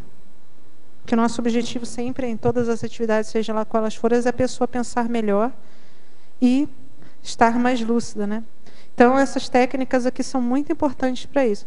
Que, assim, se você pensa de um determinado jeito há muito tempo, provavelmente você está afinizado com consciência e consciex, que pensam do mesmo jeito. Aí, é interessante, novamente, você pensar, né, quando você muda isso, nas repercussões que isso vai trazer para você também. Agora uma pergunta de Niterói, aliás, duas perguntas de Niterói. Interaciologia, página 3, primeira linha. A respeito da interação, paradigma pessoal, paradigma grupal, paradigma social. Poderia comentar como a atualização de neoparadigma pessoal, sendo esse o paradigma consciencial, influencia o grupo e como minimizar os deboches ou as tentativas de reduzir a conscienciologia na condição de religião? Bom, eu acho até que pela sua pergunta você já está vivendo isso. Então é assim, ó, quando a gente muda tudo ao nosso redor, né? Embora muitas vezes a gente não perceba essas repercussões. E o paradigma pessoal, ele pode interferir no paradigma do seu grupo, do seu grupo social, seja lá ele qual for, né? Parasocial também. E, na realidade, é o seguinte, até isso é bem estudado, as pessoas que propõem novos paradigmas ou que são pioneiras, né? Conforme eu falei no novo paradigma, elas são entendidas pela minoria, porque isso existe a fisiologia do paradigma, né, que eu já comentei aqui, que isso já é bastante estudado. No início, lá, quando as ideias são propostas, poucas pessoas entendem, e essas pessoas geralmente são colocadas à margem, né? Elas são, muitas vezes até, dependendo da abordagem ou das ideias que estão sendo renovadas, são contidas como malucas, fora da realidade, lunáticas. Então, eu acho que é inerente ao perfil e ao papel de pioneiro ou de implantador de um novo paradigma, você ser, até certo ponto, uma minoria. E você ser, sim, mal entendido ou não entendido, muitas vezes. E também, às vezes, ridicularizado. E você tem, eu acho que é importante a pessoa entender o seguinte, para entender que a conscienciologia não é uma religião, ou até vou além disso, não precisa nem entrar na conscienciologia. Para a pessoa conseguir pensar de uma forma científica, porque o paradigma consciencial é paradigma científico, né? Ela precisa ter um certo nível de autocientificidade, que envolve descrenciologia, ou seja, o questionamento, a descrença, desconstruir ideias. E aí eu peço que você reflita que não são todas as pessoas que estão nesse momento. Eu acho até que tem alguma coisa aqui no verbete que fala sobre isso. Eu até vou me permitir ler aqui. A vivência do paradigma consciencial pró-evolutivo tem como pré-requisito o desenvolvimento do atributo da autocientificidade. A consciência aplica a autopesquisa e a autoexperimentação, atuando embasada em verdades relativas de ponta e trabalhando constantemente o desapego das ideias ultrapassadas. Mas isso aqui não é todo mundo que é capaz de fazer, porque a pessoa precisa ter estes atributos. Entende? Então, assim, tem pessoas que elas ainda funcionam, ainda pensam que têm a necessidade de trabalhar com ideias, regras, normas que vêm de fora. Que é um dos casos da religião. A religião impõe normas prontas, né? E a pessoa segue. Então, o nível de autonomia dela é baixo, ela ainda está na heteronomia, ou seja, ela ainda necessita que outras consciências digam para ela o que é certo e o que é errado. Então, nesse nível, nesse momento, eu penso que é difícil essa consciência entender que ela, a partir de agora, vai ter que decidir por ela mesma, descobrir o que é certo e errado, experimentar. E o que acontece, e isso agora eu vou falar para vocês de modelo pensênico, é que a pessoa entende a realidade de acordo com o paradigma que ela conhece, que a gente pode chamar aqui, até certo ponto, de um paradigma da crença, paradigma da religião, pode ser? Então, isso, o que acontece? Você está vivendo exatamente um problema de paradigma. Ela enxerga a realidade dela com filtro, com os óculos da religião. Então, tudo para ela é religião, que envolve esse lado da espiritualidade, da consciencialidade. Então, a conscienciologia, até certo ponto, está num ponto cego para ela. Ela não consegue enxergar. Então, para ela, começou a falar de transcendência, espiritualidade, consciencialidade, religião. Esse é o filtro que ela tem. Então, ela precisaria desconstruir esse paradigma, pensar de uma forma diferente. Acho que isso depende da pessoa e que você pode ajudar. Quando que ela vai se interessar em pensar diferente? Talvez, né? Quando ela vir que você está melhor que ela. Então, através do seu autoexemplo, se você consegue, através dos seus autoexemplos, mostrar que existe uma realidade mais avançada, melhor, que você está mais saudável, que é um sinônimo de evolutividade, né? Aí pode ser que ela se interesse. Pô, isso aí que ela falou é diferente. Será que eu também não posso tentar? Que é o princípio da conscienciologia do exemplarismo. Eu acho que vai mais por aí e esquecer minimizar essa questão dos antagonismos e das ridicularizações, isso aí é muito pequeno, né? Não dar valor ao que não tem valor. Juliana, vamos dar um gás aqui, porque nós estamos na pergunta 11. Deixa eu ver até onde que nós temos aqui. Vamos até 34. Então temos 23 perguntas aqui para responder. Só Desculpa, um pouquinho, Nicolas. Depois que a gente terminar aqui, a gente passa para você, tá? Mas segura aí, ainda vamos responder, tá? Então, na Feminologia, página 4, segunda linha. Poderia comentar a respeito da inclusão de a revolucionária, uma vez que hoje em dia está comum vermos revolucionários com paradigmas desatualizados? Deixa eu ver aqui. Herege, visionária, revolucionária.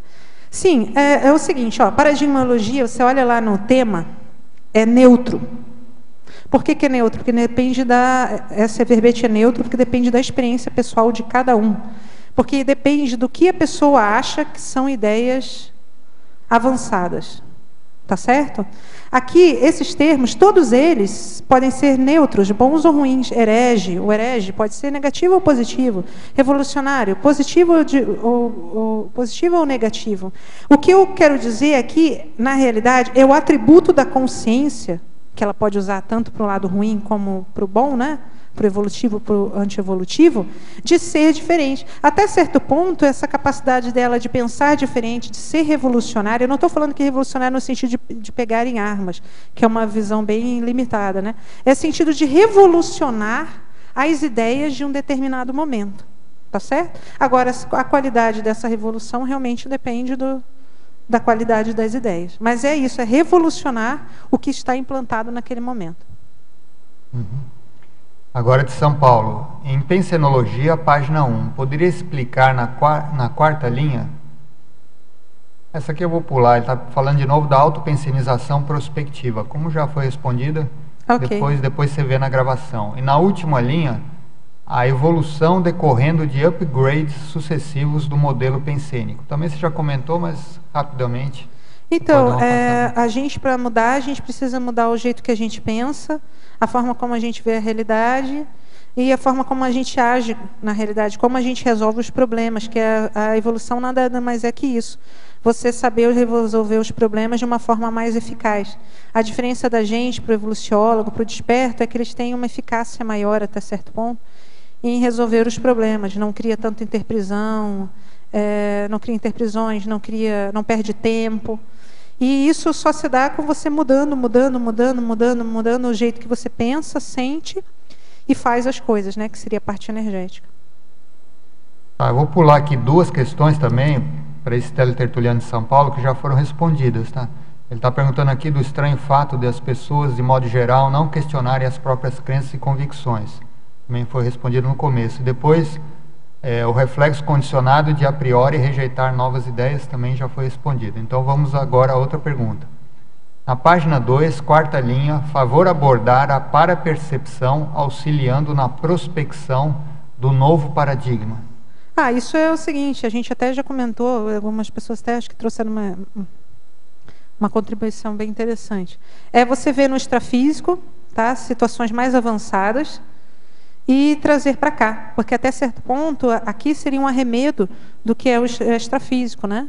Então a gente tem situações semelhantes aqui, só que mais avançadas no extrafísico, e você, através do seu parapsiquismo, das suas projeções, acessar essas realidades mais avançadas e trazer para cá. Por quê? Ideias... o que eu gostaria de dizer? Muitas das ideias novas que existem aqui são ideias que você traz, que já são do seu curso intermissivo, outras vidas, que você acessa. Não que não exista originalidade, não é isso. Mas muitas coisas já foram pensadas e já existem, né? Aqui, em outros planetas, em outras situações que a gente viveu, outras dimensões. Então, seria essa capacidade de você, aqui principalmente, né, ir a ambientes extrafísicos, realidades extrafísicas, e com isso entender o que vai ser o futuro da nossa dimensão aqui, do nosso planeta. Essa próxima pergunta também você já falou, mas ele está perguntando, esclarecer na Principiologia, página 2, esclarecer o princípio do omniquestionamento sendo o motor da renovação autoparadigmática. Bom, a gente tem as nossas ideias que a gente acha que são certas e acha que são as melhores. A única maneira de você mudar isso é se você um dia se perguntar para tudo. Aí é a ideia do omniquestionamento. Essa ideia faz sentido? Isso não está ultrapassado? Não existe uma forma melhor de pensar isso, mais avançada, diferente? Será que o meu pensamento não está limitado?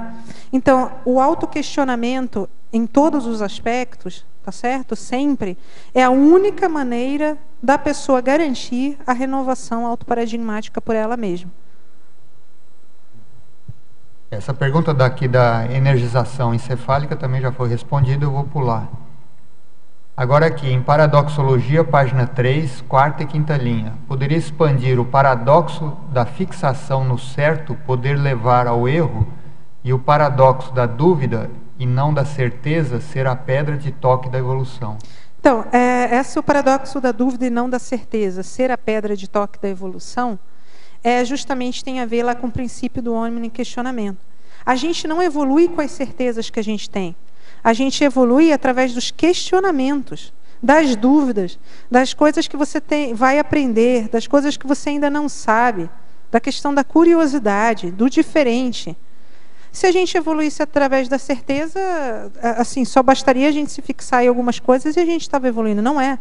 É sempre, as ideias diferentes sempre surgem de uma dúvida.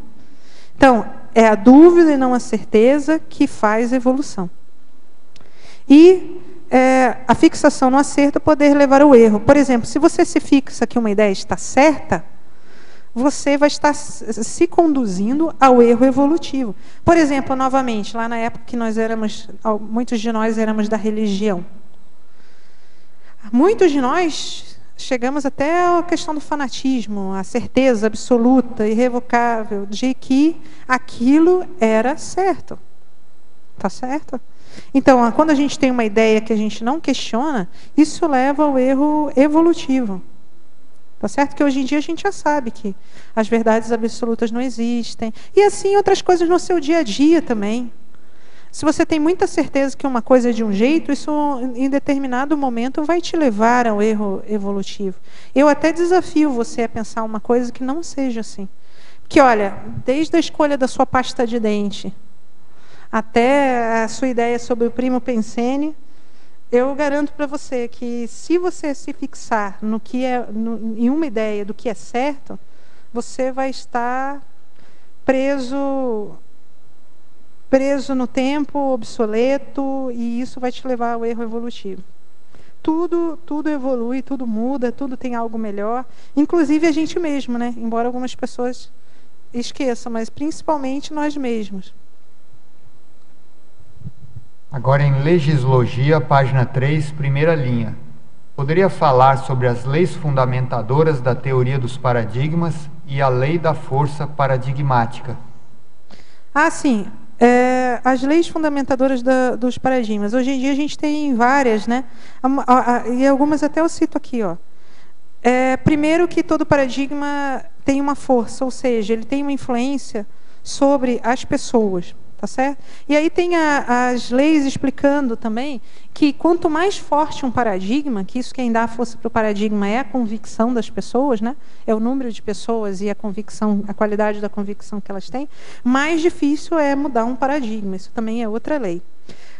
Outra questão, que é uma lei que a gente já citou aqui, é que quanto mais especializada a pessoa se torna num paradigma, mais cega ela fica para outras realidades. Tá certo? Isso é um paradoxo, né? Que ela tem uma expertise maior, mas ao mesmo tempo ela tem maior cegueira. Outra lei que é muito interessante até a gente pensar, é que nenhum paradigma é infinito. Todos os paradigmas têm um fim, porque isso é baseado na própria evolução, né? A evolução é um contínuo. Outra lei que é bastante interessante é a questão de que não existe paradigma que resolva todos os problemas. Então, igual eu já comentei, que a função do paradigma fisiológica é você aumentar a sua eficácia com essas regras na resolução de problemas. Mas não existe nenhum paradigma que resolva todos os problemas. E é por isso que lá na fisiologia dos paradigmas, depois de um tempo, eles caducam. quando começam a surgir muitos problemas que aquele paradigma já não está mais solucionando. E aí começam a ser propostas novos paradigmas para solucionar esses problemas que antes não eram solucionados. Aí, hoje em dia, então, a gente na Conscienciologia, a gente está no início aí, né, da curva do paradigma, a gente ainda está aprendendo a funcionar conforme esse paradigma. Penso eu que a nossa eficácia ainda é baixa por causa disso, por causa da curva de aprendizado. A gente não consegue pensar hoje em dia em problemas que a gente não consiga resolver pelas regras, princípios, pilares da Conscienciologia. Eu, pelo menos, ainda não consegui. Então, isso mostra que a gente está no início do desenvolvimento desse paradigma, né? Se a gente estivesse no fim, por exemplo, outros paradigmas que possam estar no fim, você já teria várias realidades, vários fatos que você já não conseguiria mais explicar por aquelas regras. Por exemplo, a ciência convencional fala que, a princípio, não existem outras vidas. A maioria, né, dos segmentos da ciência convencional. Mas, hoje em dia, a gente já tem tantos fatos de pessoas e comprovações de pessoas que saíram do corpo e voltaram, e retrocognições. Então, esses fatos não são mais explicados pelas regras do paradigma da ciência convencional. Isso já começa a gerar um problema. Vocês devem ter observado que cada vez mais essas pessoas que não estão satisfeitas com essas respostas estão procurando respostas de outras maneiras. Mas elas ainda são a minoria. Ainda são consideradas malucas em muitas situações. E é assim que evoluem os paradigmas, né? Vai chegar uma hora que essas perguntas vão se tornar muito grandes e o paradigma da ciência convencional vai ter que mudar, e assim vai. Essa é outra lei, a finitude dos paradigmas, né? Tem muitas outras leis ainda, deixa eu ver se tem mais alguma aqui importante de se falar. A lei que a pessoa pode mudar o próprio paradigma, isso é uma lei muito importante também. E aí tem a lei do efeito dos paradigmas também, a lei da... Assim, tem muitas leis que já são bastante estudadas, né? No fenômeno, na ciência da paradigmologia. Agora, em Sindromologia, página 3, terceira linha. Poderia elucidar a síndrome da abstinência parafisiológica? É um verbete, né? Esse é um verbete da Conscienciologia, se eu não me engano, da Adriana Chalita. E ele fala mais ou menos assim, que você teve uma... Me corrija depois se eu estiver errado, tá? Mas você tem uma condição patológica, você superou até certo ponto aquilo, mas você ainda sente falta do aspecto extrafísico, do parafisiológico daquela doença. Tá certo? Por isso que se chama abstinência. Então, é um processo que você ainda não superou totalmente a doença, né? Você ainda está no processo de abstinência, ou seja, sentindo falta das influências parafisiológicas, patológicas aqui nesse caso, né? Que você tinha quando sofria daquele problema. Por exemplo, a pessoa que é vitimizada, tá certo? Ela pode estar fazendo esforço para superar, mas ela ainda sente falta, por exemplo, das consciências que são vitimizadas como ela, que às vezes ficam ali passando a mão na cabeça dela, com pena dela, e assim vai, né? Seria mais ou menos nesse sentido. Até certo ponto, é um correlato da síndrome da abstinência da baratrosfera. O mecanismo fisiológico, a meu ver, né, é o mesmo. Tá certo? É a falta do negativo, que você está acostumado ao processo negativo, infelizmente. É conforme o professor Valdo até cita, às vezes, acho até que ele falou isso hoje. A pessoa está na baratrosfera, mas está feliz. É mais ou menos isso. Agora, em Maniologia, página 3, gostaria que abordasse a contestação da mania coletiva de seguir irrefletidamente ritos e tradições.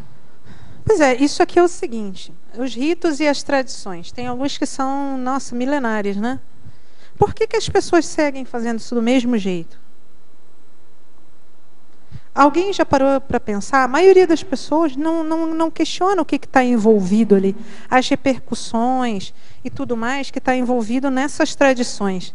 Às vezes, as pessoas até já sabem que não é mais o melhor jeito de fazer aquele negócio ali, isso ali já está ultrapassado, mas permanece fazendo do mesmo jeito, por quê?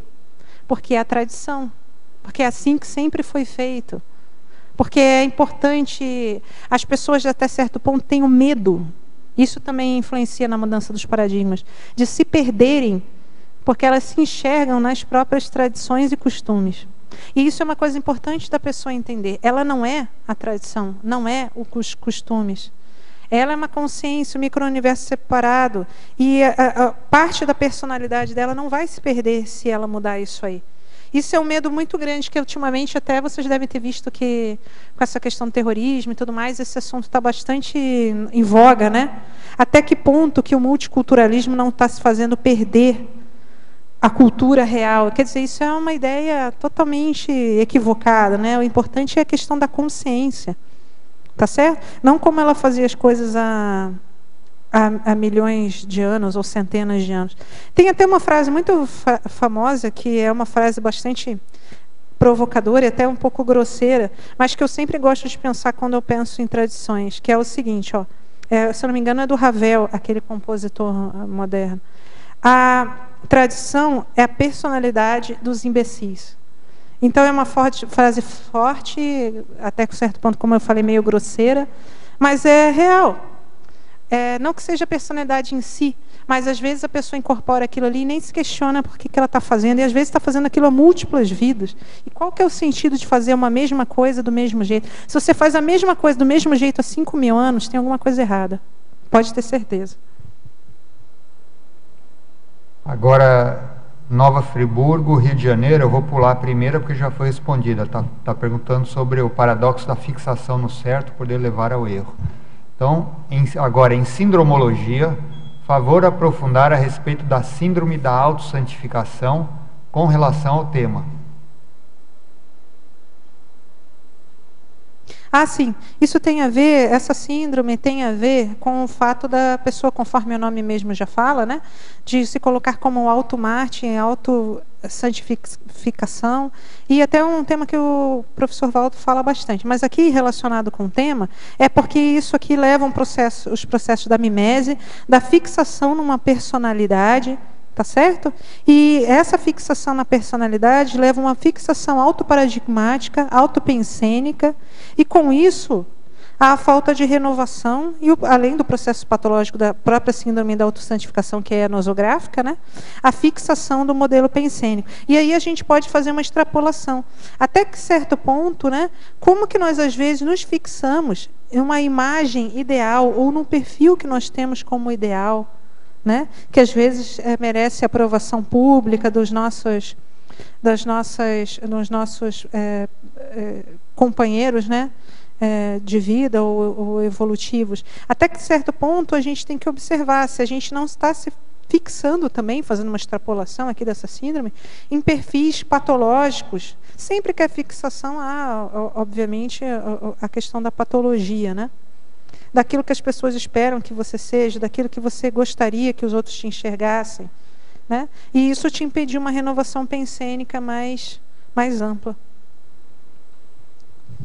Então, favor comentar. A atualização autoparadigmática constitui um volume relativamente grande de mudanças no sistema de crenças?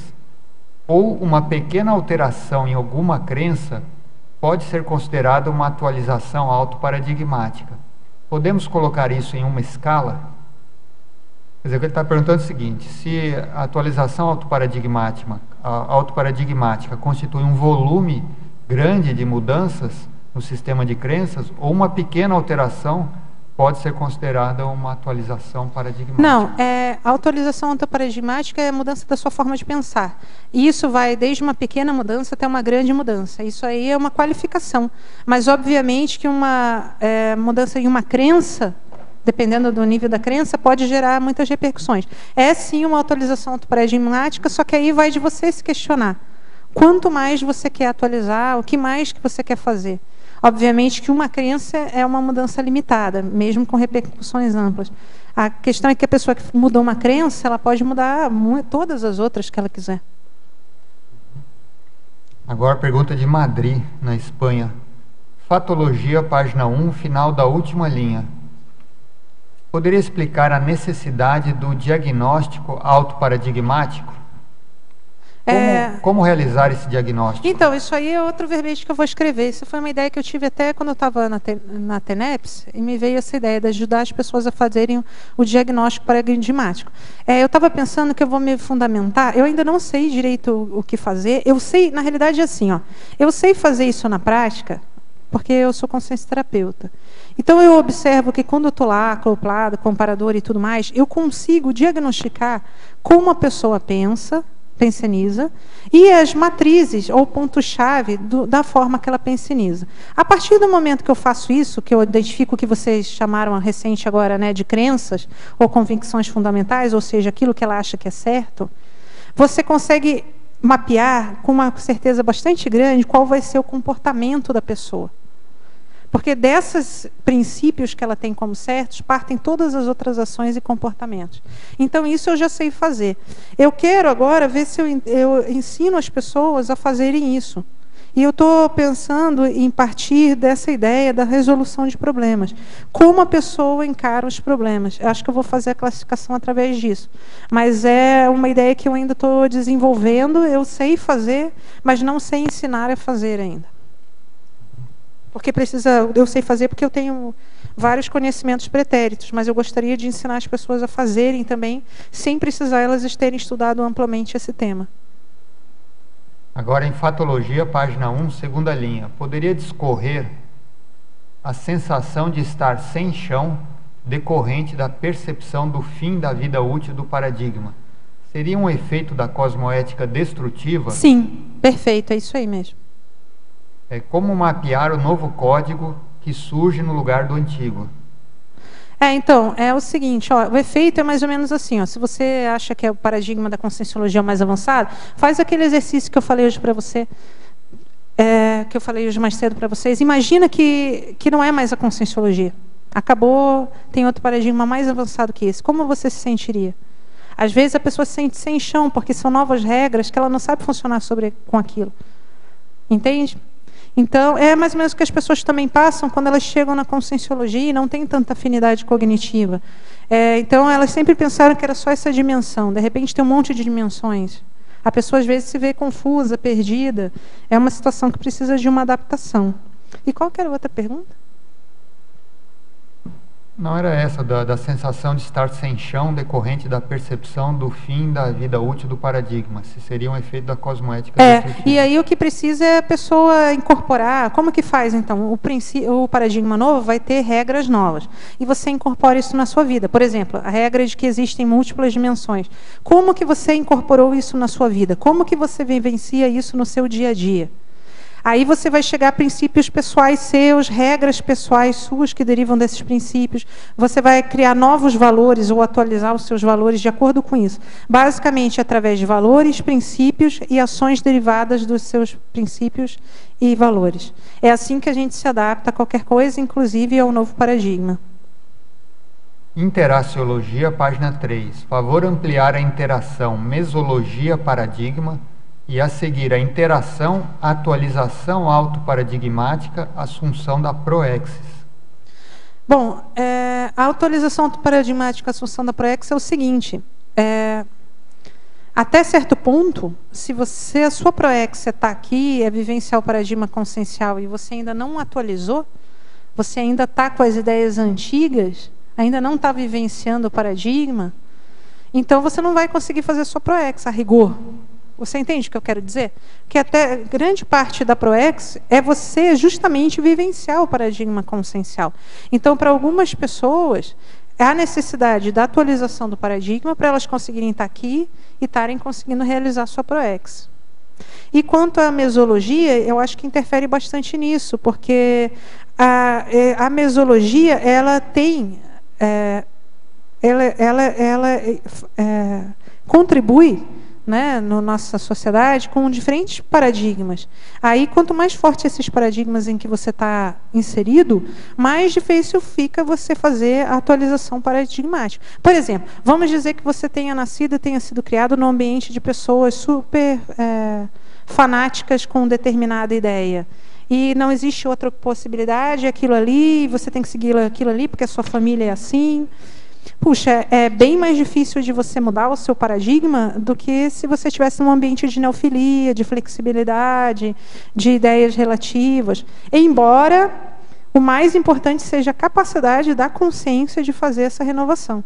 Que isso, eu tenho como convicção que quanto mais evoluída a consciência, maior autonomia e maior capacidade de atualização autoparadigmática, sem ser influenciada e sendo menos influenciada pelo meio em que ela está, pela mesologia, pelas lavagens cerebrais e tudo mais.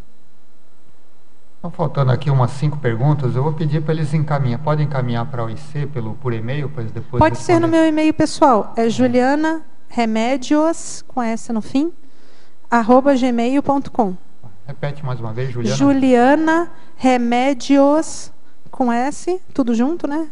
@gmail.com. Isso. Agora o Nicolas, vamos fazer a pergunta do Nicolas e a gente encerra. A minha pergunta é na página 6 e eu queria que você comentasse a frase enfática. Então, eu fico feliz de poder comentar a frase enfática, que na realidade é o que eu gostaria de lembrar, né, prioritariamente, que as atualizações autoparadigmáticas, cosmoéticas, que aqui por isso é importante ter essa qualificação cosmoéticas, né, que existem atualizações autoparadigmáticas negativas também, podem existir, né, de acordo com a qualidade das ideias que você escolheu. São inerentes ao aperfeiçoamento consciencial, ou seja, a gente está evoluindo, né, todo mundo está evoluindo, tá certo? De certa maneira, em determinado ritmo, mas quando elas realizadas por você mesmo, quando você provoca isso, quando você se questiona, quando você escolhe ou cria verdades relativas de ponto para você, ela denota um maior nível de inteligência evolutiva. Tá? Por isso que eu acho que a atualização autoparadigmática é algo que é necessário para a autonomia evolutiva, que é um assunto bastante avançado, né? Uma condição mais avançada, em que as pessoas têm a rédea da própria vida, da evolução nas suas mãos. É não ser influenciado pelas ideias de fora somente. Você escolher as ideias pelas quais você é influenciado e também influenciar positivamente as pessoas, que é muito importante.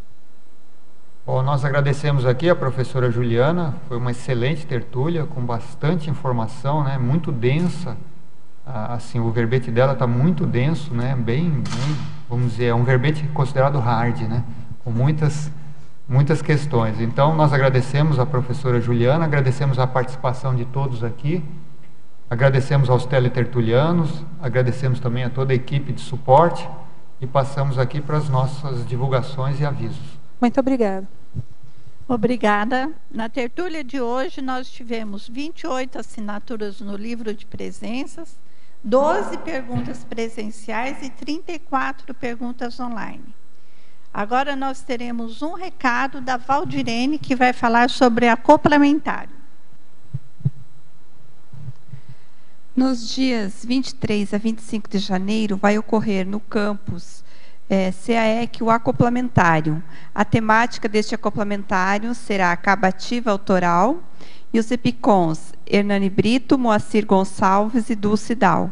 O acoplamentário, ele tem o objetivo da pessoa desenvolver o parapsiquismo lúcido e assistencial, e as técnicas utilizadas para o desenvolvimento do parapsiquismo no acoplamentário é o acoplamento energético e a clarividência facial. Então, neste acoplamentário, a temática é a acabativa autoral, e que vai possibilitar o debate entre os autores, os epicons, autores também, e os interessados em escrever livros relacionados à conscienciologia. Então, os interessados podem fazer a inscrição na recepção do CAEC ou mais informações, a inscrição através do telefone 45 3525 2652. Obrigada. Para amanhã nós teremos o verbete Internacionalização da Conscienciologia, da especialidade Policarmologia e o verbetógrafo Jeffrey Lloyd. Obrigada.